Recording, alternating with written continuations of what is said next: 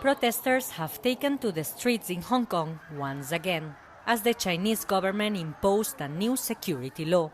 The US has reacted by declaring that the region is no longer sufficiently autonomous. It also threatened Beijing with trade sanctions. But on the other side of the Atlantic, the EU is taking a different approach. The EU defends the one country, two systems principle, but sanctions are not on the table. We will continue discussing, we will continue reaching out with Beijing.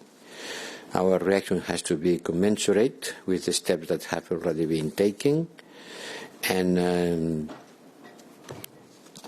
we will continue trying to put pressure on the Chinese authorities in order to make them aware that this issue will affect the way we deal with some of the issues of mutual interest, but there is nothing more in the agenda.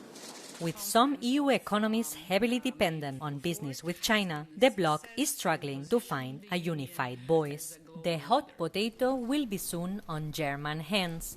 The country will be leading the bloc from July, and there are high hopes that this internal division will come to an end. If not Germany, then who else is able to try to do this?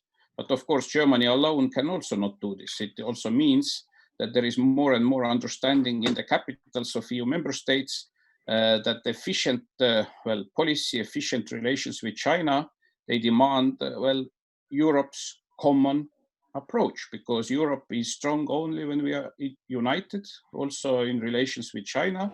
The EU is trying to find a middle way between the US-Chinese rivalry, but the relationship with Beijing remains complicated.